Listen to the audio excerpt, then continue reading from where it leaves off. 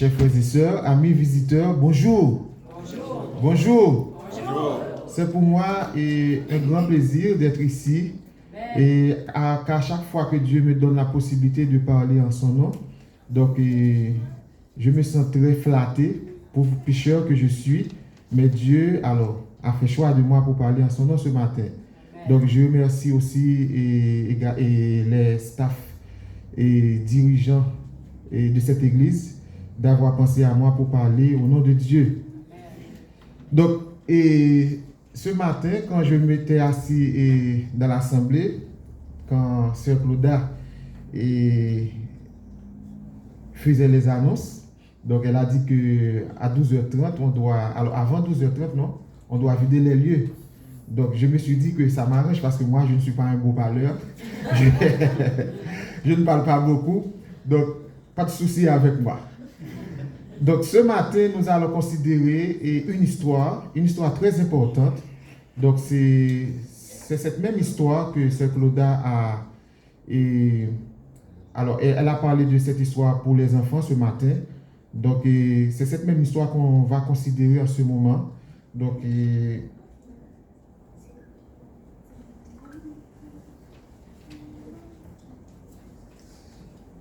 excusez-moi.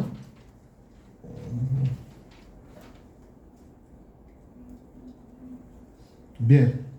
Donc, c'est cette même histoire qu'on va considérer ce matin. Donc, le titre de notre méditation pour ce matin, c'est « Une guérison qui dépasse toute attente ». Une guérison qui dépasse toute attente. Donc, on va d'abord lire à nouveau le verset de méditation.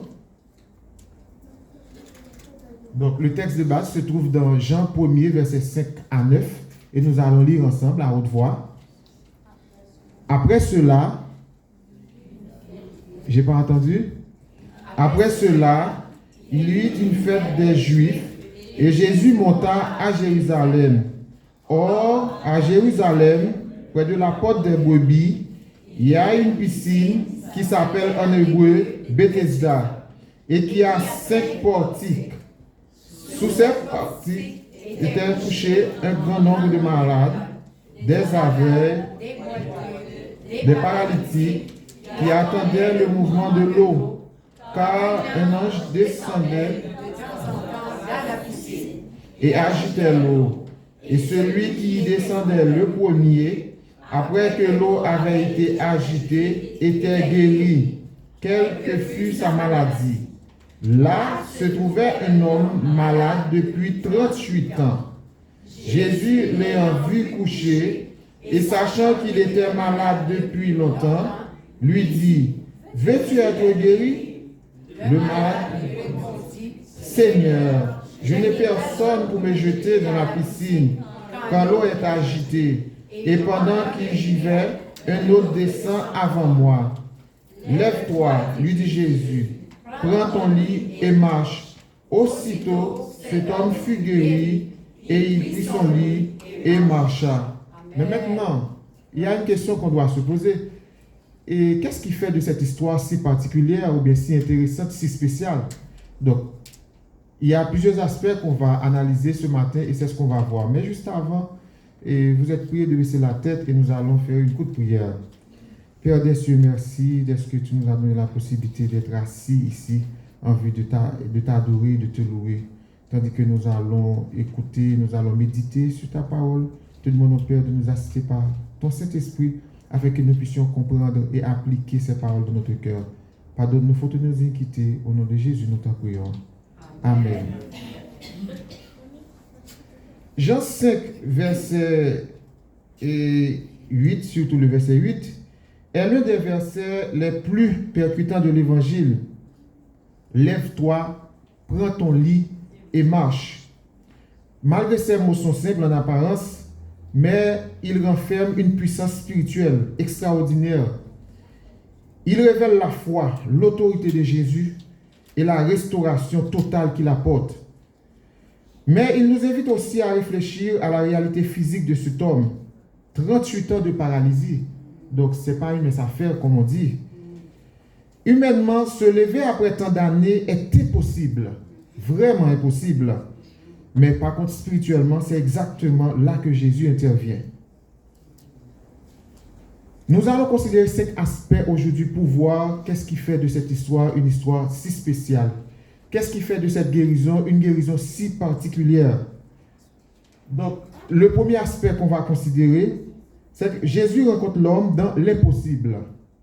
Pourquoi on dit ça? C'est parce que non seulement il était dans une souffrance prolongée, parce que imaginez-vous 38 ans de maladie, donc c'est presque une vie entière, 38 ans, donc environ 40 années. Donc on peut dire que cet homme a passé toute sa jeunesse près de la piscine. Mais par contre, en plus de ça, cet homme n'avait plus d'espoir humain. Il est physiquement affaibli, socialement isolé et spirituellement découragé. Jésus ne lui demande pas d'explication. Il ne lui demande pas pourquoi il est là. Et en plus, il ne lui reproche rien. Mais il lui pose une seule question qui ouvre la voie, qui ouvre la foi, en disant, veux-tu être guéri? Donc si Jésus était ici aujourd'hui, qu'est-ce qu'on dirait et qu'est-ce qu'on dirait à Jésus? Veux-tu être guéri? Oui, Seigneur. Oui, mais par contre, il y a des gens qui trouvent une sorte d'absurdité dans cette question. Je ne sais pas ce que vous pensez. Est-ce que vous voyez ça? Parce que si l'homme était près de la piscine, pourquoi Jésus lui demande s'il veut être guéri? Parce que tout le monde qui était au bord de la piscine, donc leur objectif était de trouver la guérison, n'est-ce pas? Mais par contre, Jésus lui a dit, veux-tu être guéri? Donc quelqu'un pouvait dire, mais t'es sérieux là, Jésus? Pourquoi tu demandes ça? Puisqu'il était au bord de la piscine. Donc c'est sûr, c'est logique qu'il est là pour la guérison. Mais pourquoi tu demandes? Mais par contre, pourquoi Jésus avait demandé ça? C'est parce que Jésus commence toujours par restaurer le désir, l'espérance, la capacité de croître à nouveau. C'est pour cela, parfois, quand on prie, parfois on peut dire, oh Jésus, tu vois tout. Oh Père, tu vois tout. Mais par contre, il y a des moments, il faut répéter ce que tu veux.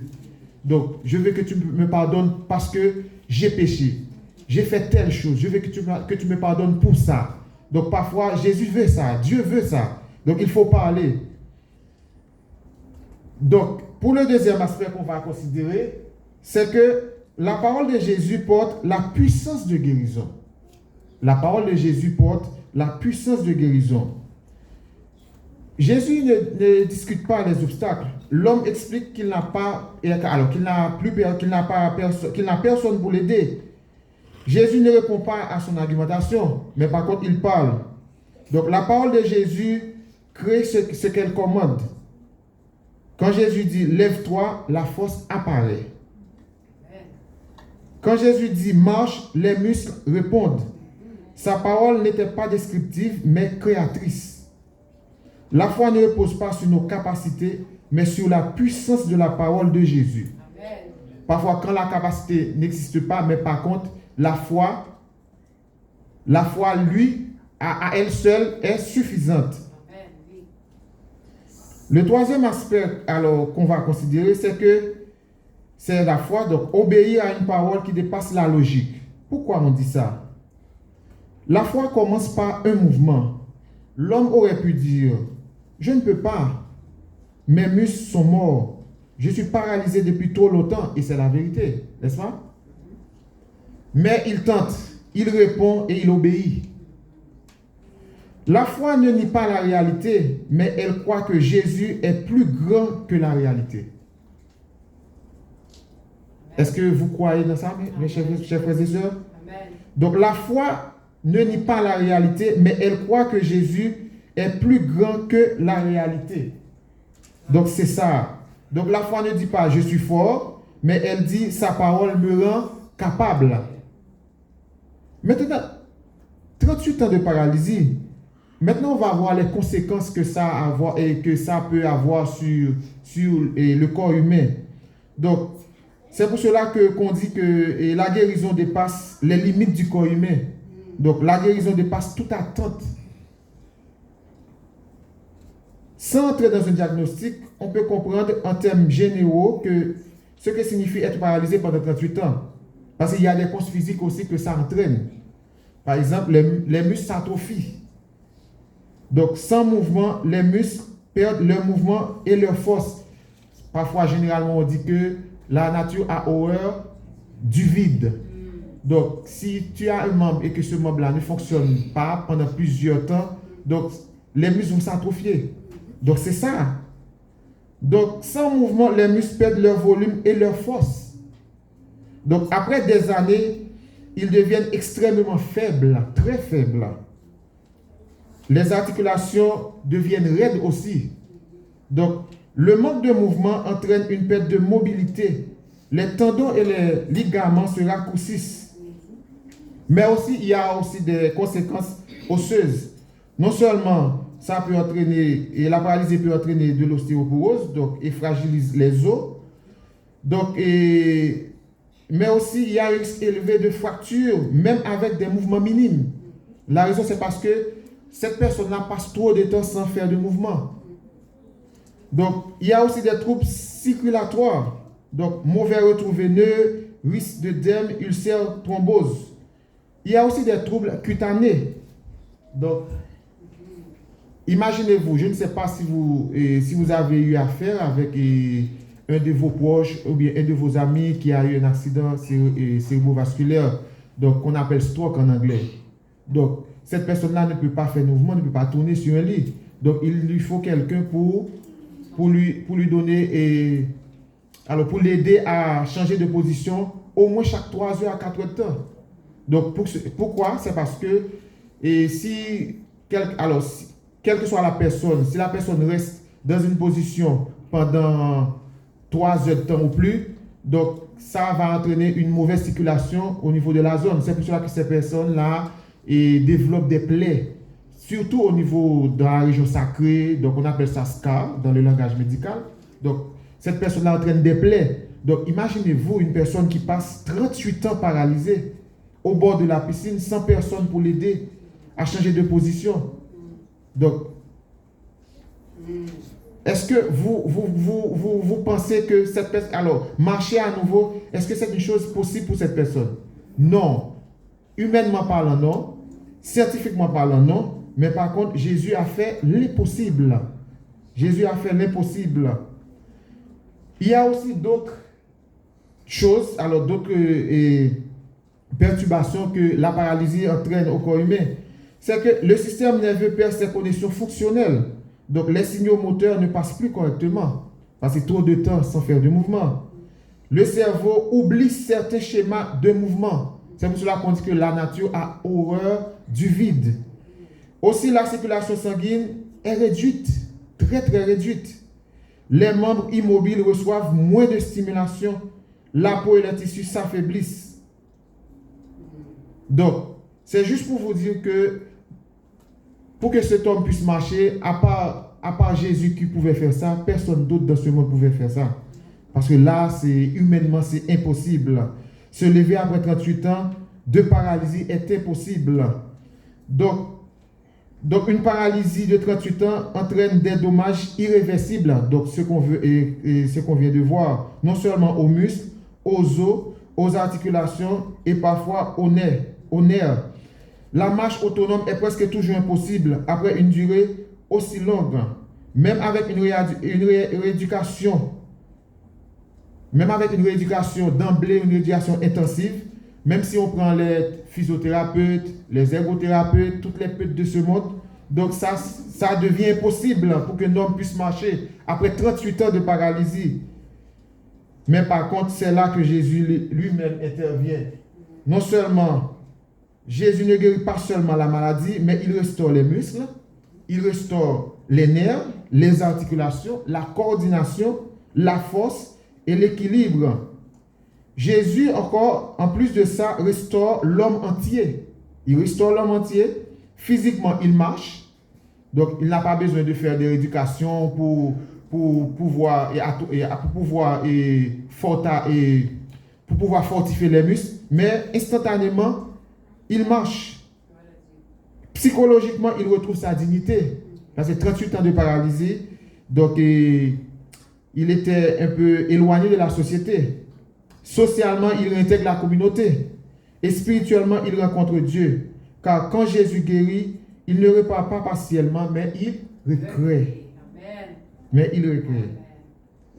Je sais que parfois, vous vous demandez, est-ce que ces choses-là sont possibles? Humainement, c'est impossible, mais avec Dieu, tout est possible. C'est pour cela, quand parfois vous avez une maladie, quelque chose, et que votre médecin vous dit qu'il n'y a plus d'espoir, mais il y a une seule personne qui a le dernier mot. C'est Jésus de Nazareth. En ce moment, je vous invite à méditer avec moi sur une chanson qui a dit, pour moi, tu l'as fait, parce que Dieu peut le faire pour toi. Il l'a fait pour Anne, qui était stérile. Il l'a fait pour Sarah, qui a eu un enfant à 100 années. Il l'a fait pour Lazare, qui était mort après 3 jours. Il était ressuscité. Parce que scientifiquement parlant, après 3 jours, le cadavre sent déjà. Donc d'ailleurs, si une personne là a eu ou bien un arrêt cardiaque, donc il faut seulement 5 minutes. Si ça dépasse 5 minutes, le cerveau, les cellules nerveuses meurent. Donc pour que cette personne-là ait une chance de survivre, il faut commencer d'abord le massage cardiaque. Si on a seulement 5 minutes, parce qu'après 5 minutes, donc le cerveau sans oxygène, sans circulation sanguine, donc les cellules meurent. Même quand cette personne retrouve la vie, donc cette personne va se transformer, comme on dit souvent dans le langage haïtien, en légume, donc en état végétatif. Donc c'est comme si une personne qui respire, mais il n'y aura plus de fonction nerveuse, il n'y aura plus de fonction, donc la coordination, tout ça n'existera plus. Mais par contre, Dieu l'a fait. Donc en ce moment, je vous invite à continuer à méditer avec moi et à écouter attentivement les paroles de cette chanson. Donc je vais demander à l'opérateur de monter un peu le volume et puis on va écouter ensemble.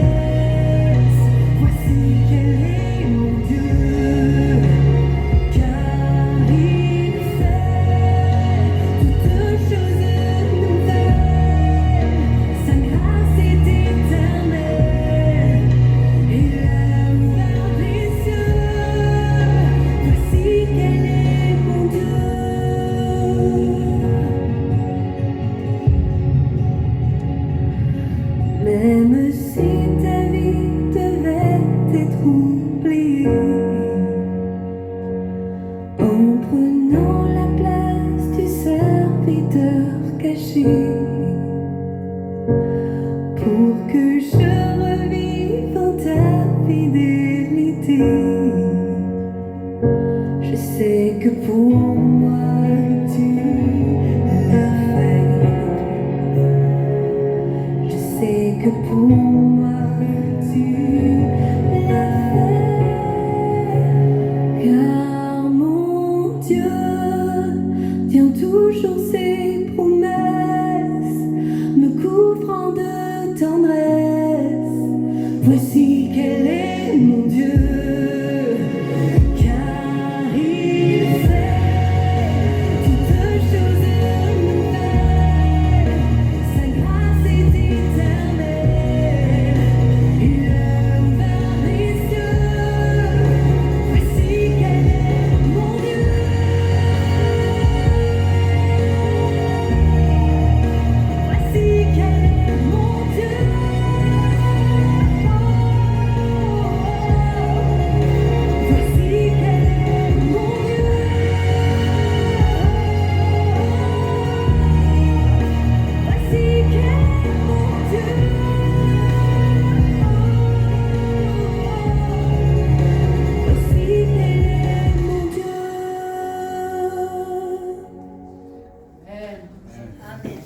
Amen.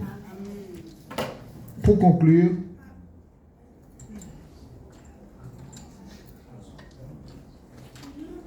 comme on vient d'écouter,